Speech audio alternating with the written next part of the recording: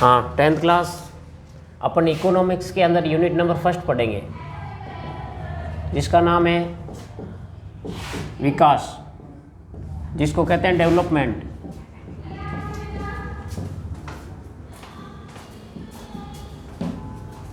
यानी भारत का विकास के बारे में पढ़े, अर्थव्यवस्था के अंदर आता है, ठीक है ना। अब देखो विकास किस किस रूप के अंदर भारत के अंदर विकास हो रहा है, किन किन संगठकों के द्वारा, किन किन के विकास के सूचक है उसके द्वारा। तो सबसे पहले अर्थव्यवस्था पढ़ते हैं। अर्थव्यवस्था क्या है, ये भी विकास के अंदर आता है। अर्थव्यवस्था जिसको कहते हैं इकोनॉमी,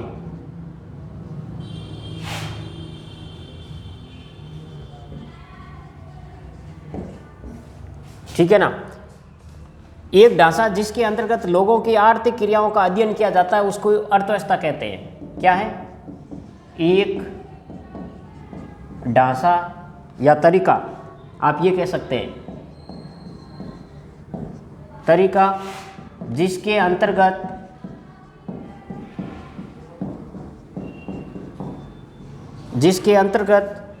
लोगों की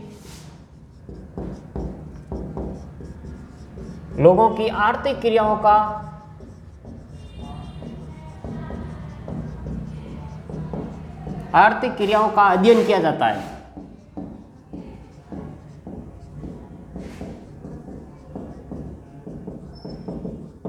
उसे अर्थव्यवस्था कहते हैं। एक ढांचा या तरीका जिसके अंतर्गत लोगों की आर्थिक क्रियाएं, अब देखो लोगों की आर्थिक क्रियाएं बहुत सारी हो सकती है, जैसे उनकी वार्षिक आय क्या है, सकल घरेलू उत्पाद क्या है, ठीक है ना, उनको आप आर्थिक विकास की क्रियाओं के अंतर्गत आते हैं, का अध्ययन किया जाता है, वो अर्थव्यवस्था के नाम से जाना जाता है।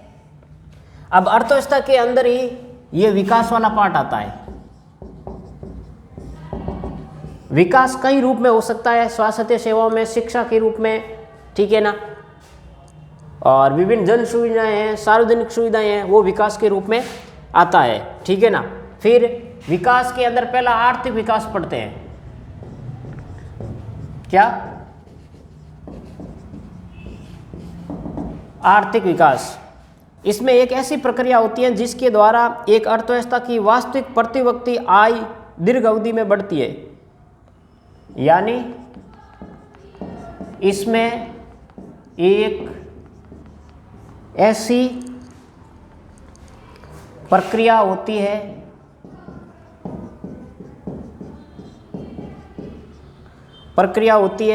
जिसके द्वारा एक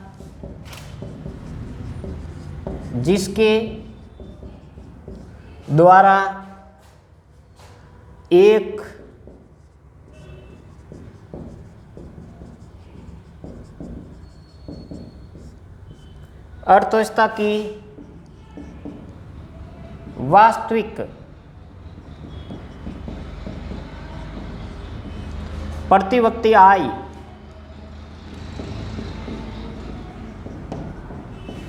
प्रति व्यक्ति आय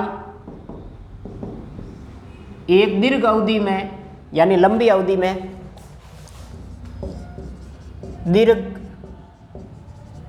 लंबी अवधि में प्राप्त होती है। इधर देखें, इसमें एक ऐसी प्रक्रिया होती है। अब देखो विकास के अंदर पहला पढ़ रहे हैं अपना आर्थिक विकास, ठीक है ना, जिसके द्वारा अर्थव्यवस्था की वास्तविक यानी मुख्य, जिसका नाम है प्रति व्यक्ति, यानी इंडिविजुअल व्यक्ति की आय कितनी होती है उसको पढ़ते हैं, ठीक है ना। दीर्घ अवधि में इसको प्राप्त करते हैं, यानी प्रति व्यक्ति आय को प्राप्त करने के लिए दीर्घ। अब देखो प्रति व्यक्ति आय कि इसको कैसे प्राप्त करते हैं उसको पढ़ते हैं, ठीक है ना। अब देखो अर्थव्यवस्था के अंदर विकास है तो महत्वपूर्ण टॉपिक है इसके अंदर, ठीक है ना। भारत की जो आर्थिक विकास है किन किन रूपों में पाया जाता है और आर्थिक विकास किस किस प्रक्रियाओं के द्वारा होता है। फिर देखें प्रति व्यक्ति आय के अंतर्गत, ठीक है ना, इसको आप प्राप्त करने के लिए सबसे पहले क्या करेंगे, भारत की कुल आय, जैसे प्रति व्यक्ति आय अपन को प्राप्त करनी है तो इसका फॉर्मूला है भारत की कुल आय, यानी भारत की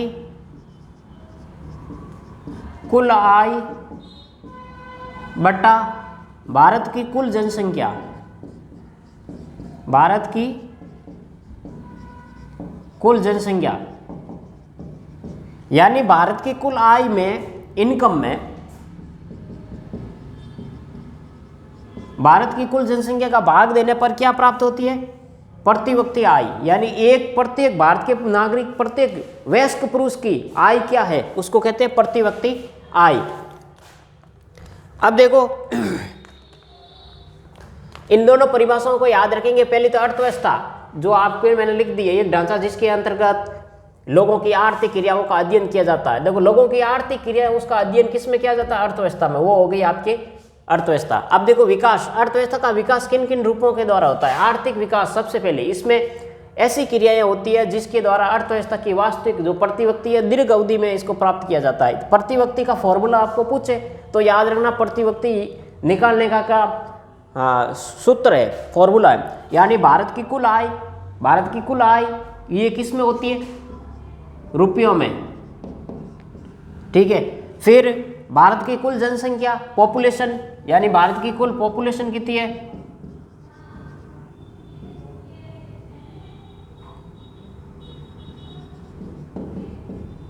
ठीक है ना, ये हो गई भारत की प्रति व्यक्ति आय। इसको लिखने के बाद आगे करवाते हैं। बहुत सारा अर्थव्यवस्था के अंदर आता है, विकास के अंदर आता है। जैसे भारत का लिंगन अनुपात है, ये भी अर्थव्यवस्था को, भारत को विकास के रूप में प्रदर्शित करता है। भारत का साक्षरता प्रतिशत है, ये भी विकास के रूप में जाना जाता है, ठीक है ना। सकल घरेलू उत्पाद है, जीडीपी कहते हैं जिसको, ये भी भारत के आर्थिक विकास में योगदान रहता है। अब देखो अन्य लक्षण विकास के रूप में, पहली आती है मानव विकास रिपोर्ट। मानव विकास रिपोर्ट, जिसको आप शॉर्ट में कह सकते हैं SDI, human development, human development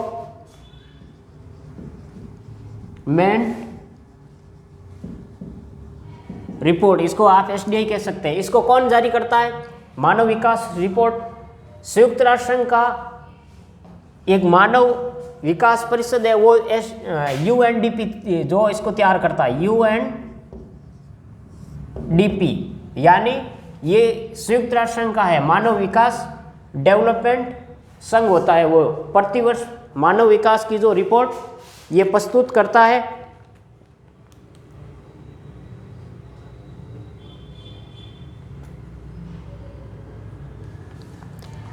अब ये किसके द्वारा प्रकाशित होती है? ये UNDP द्वारा प्रकाशित किया जाता है,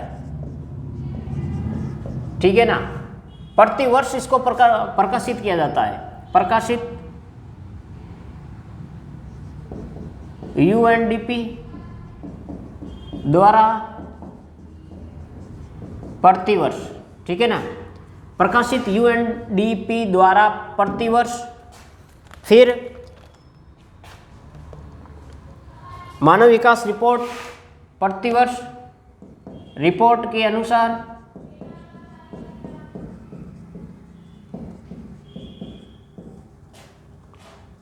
राष्ट्रीय विकास का अनुमान लोगों की शैक्षणिक स्तर, उनकी समस्या, स्वास्थ्य स्थिति तथा प्रतिवर्ष आय के आधार पर होता है। रिपोर्ट के अनुसार राष्ट्रीय विकास का अनुमान, यह संपूर्ण भारत का राष्ट्र विकास होता है। इसके द्वारा एक व्यक्ति का ना, पूरे राष्ट्र का अनुमान, विकास का राष्ट्रीय विकास अनुमान, राष्ट्रीय विकास, इसका ध्यान रखना, प्रकाशित हुआ UNDP प्रतिवर्ष रिपोर्ट प्रकाशित होती है। कौन करता है? संयुक्त राष्ट्र संघ का मानव विकास रिपोर्ट जो संस्थान बनी है UNDP, ठीक है ना, उसके द्वारा।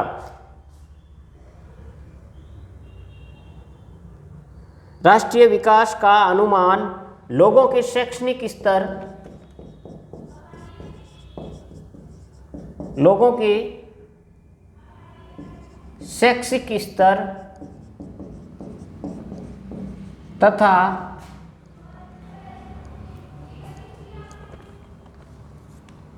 उनकी स्वास्थ्य सेवाओं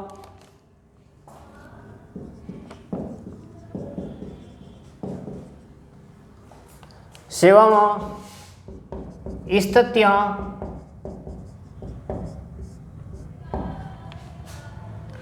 तथा प्रति व्यक्ति आय के आधार पर प्रति व्यक्ति आय के आधार पर ये रिपोर्ट तैयार की जाती है। आय के आधार पर उस राष्ट्र की रिपोर्ट तैयार की जाती है।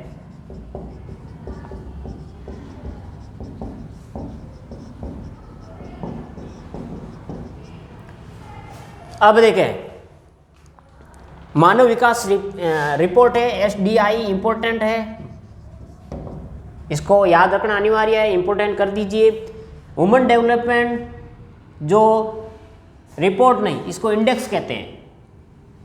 क्या है? इंडेक्स। ये किसके द्वारा प्रकाशित होती है? यूएनडीपी। ये संयुक्त राष्ट्र संघ का एक संघ होता है जो इसको प्रकाशित करने का काम। ये प्रतिवर्ष रिपोर्ट, ठीक है ना, प्रतिवर्ष सूचकांक कह दे आप, प्रतिवर्ष अनुसार राष्ट्रीय विकास अनुमान, उस राष्ट्र का विकास कितना हो रहा है, ठीक है ना, उसका अनुमान लगा रही है ये रिपोर्ट।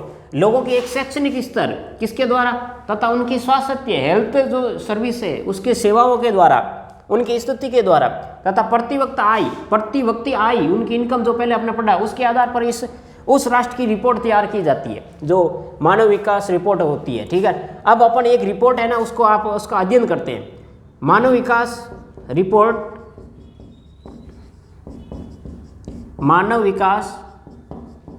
रिपोर्ट 2019 की बात करें, ये कब प्रकाशित हुई? आपके बुक्स में दे रखा है मानव विकास रिपोर्ट 2019। इसके अंदर इस रिपोर्ट ने कुल कितने राष्ट्रों का रिपोर्ट प्रकाशित की? 189 जो राष्ट्र थे ना, इसमें शामिल थे इस रिपोर्ट में। कितने राष्ट्रों की रिपोर्ट? अब देखो इस रिपोर्ट में भारत की क्या स्थिति आती है। इसमें भारत की स्थिति, अपन को भारत की स्थिति का ध्यान रखना है इस रिपोर्ट में। तो 189 राष्ट्रों में से भारत का एसडीआई रिपोर्ट में 130वां स्थान रहा। ठीक है ना, कौन सा? 130वां स्थान रहा था, इसको ध्यान रखिए। तो ये अपने मानव विकास report SDI human development index को पढ़ा है, उसको आप ध्यान रखना। फिर आता है सकल राष्ट्रीय उत्पाद,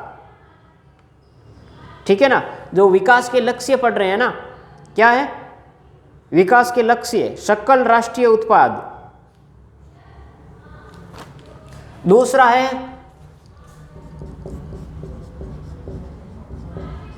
सकल राष्ट्रीय उत्पाद, यानी देश की में उत्पादित कुल आय को, देश की उत्पादित कुल आय को आप क्या कह सकते हैं? कुल आय को सकल राष्ट्रीय उत्पाद कहते हैं। सकल राष्ट्रीय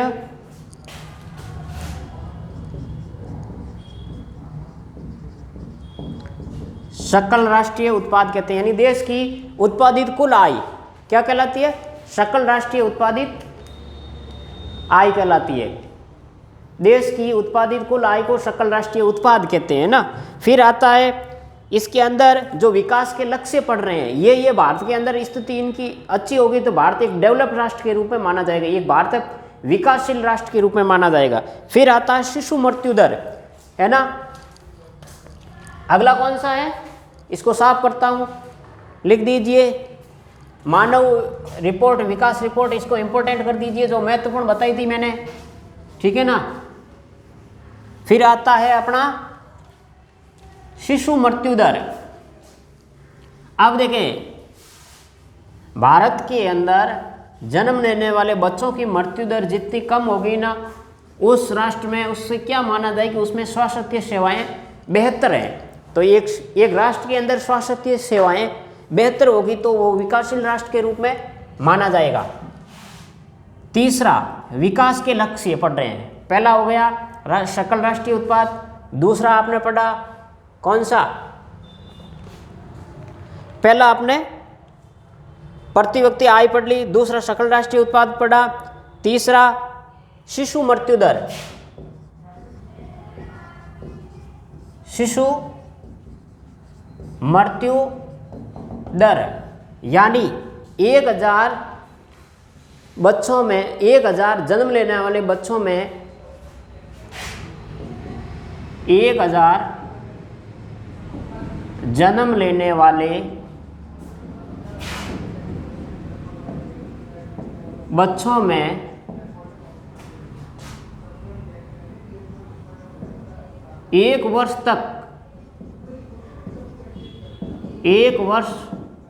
तक मरने वाले बच्चों को, मरने वाले बच्चों को क्या कहते हैं, शिशु मृत्यु दर कहते हैं। शिशु मृत्यु दर कहते हैं। अब देखो, ये जैसे कि भारत की शिशु मृत्यु दर कितना था, जनगणना 2011 के अनुसार प्रति 1000 पे 30 था। कितना था? जनगणना 2011 के अनुसार भारत का शिशु मृत्यु दर 3 था। इसके लिए आप क्या कह सकते हैं, इससे आपको भारत का क्या लक्ष्य आता है इसके सामने, इस रिपोर्ट के द्वारा, शिशु मृत्यु दर के द्वारा? भारत स्वास्थ्य सेवाओं में एक बेहतर है, स्वास्थ्य सेवाओं में क्या है, सेवाओं में बेहतर है। इस रिपोर्ट के द्वारा, शिशु मृत्यु दर के द्वारा ये मतलब माना जा सकता है कि स्वास्थ्य सेवाओं में भारत एक बेहतर राष्ट्र माना जाता है, बेहतर राष्ट्र है। ये भी विकास के रूप में आता है शिशु मृत्यु दर, यानी 1000 बच्चों पे जन्म लेने वाले या बच्चों पे जन्म लेने वाले उसके 1 वर्ष से कम आयु के बच्चों के जो मृत्यु है ना, वो शिशु मृत्यु दर कहलाती है। फिर आता है सकल घरेलू उत्पाद।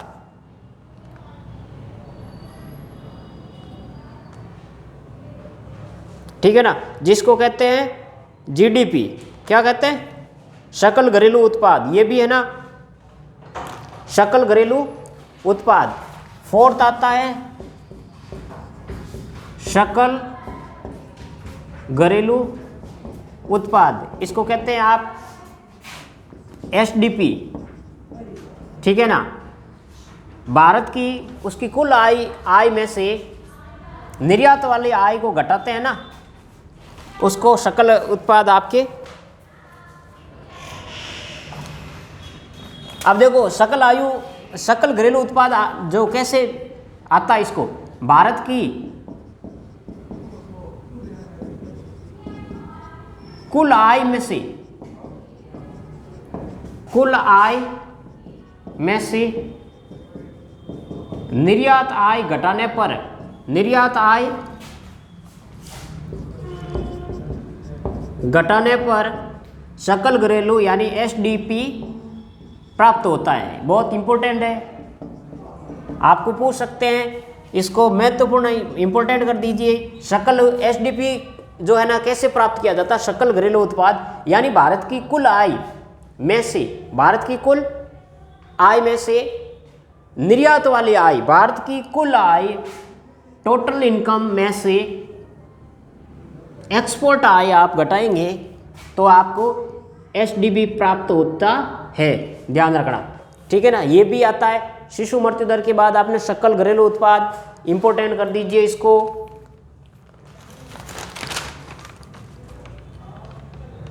फिर है लिंगानुपात। ठीक है ना, अब देखो अगला कौन सा है? लिंगानुपात। इसको आप कह सकते हैं जनसंख्या में जो गणना होती है ना, प्रति 1000 पुरुषों पे स्त्रियों की संख्या को लिंगानुपात भी कहते हैं। यह भी रिपोर्ट, इसी रिपोर्ट से राष्ट्र का, विकासशील राष्ट्र का अनुमान लगाया जा सकता है। ठीक है ना। अब देखो आप इसको लिख सकते हैं 1000 पुरुषों पर स्त्रियों की संख्या को क्या कहते हैं? लिंगानुपात। उसको लिंगानुपात कहते हैं। ठीक है ना। अब जैसे भारत में लिंगानुपात किसका सबसे ज्यादा था? केरल का। याद रखना, जनगणना 2011 जनगणना के अनुसार। तो केरल राज्य आप क्या कह सकते हैं? एक महिलाओं की स्थिति में बेहतर है। ठीक है ना। अगला लास्ट जो विकास का लक्ष्य है आपका, साक्षरता कह सकते हैं। ठीक है ना। यानी भारत में पढ़े लिखे लोगों का, जो साक्षर लोग हैं ना, उसका अनुपात, यानी भारत राष्ट्र के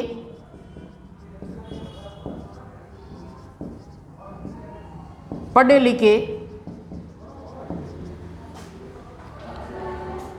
लिखे लोगों की रिपोर्ट साक्षरता कहलाती है। क्या कहलाती है? साक्षरता होती है। अब देखो भारत की साक्षरता जनगणना 2011 के अनुसार, ठीक है ना, 11 के अनुसार आप देखें तो 70% आता है। यानी 100 में से लगभग उसकी जनसंख्या का 77% लोग क्या है? पढ़े लिखे। अब सबसे ज़्यादा साक्षर राज्य की बात की जाए तो ये भी केरल है। ठीक है ना।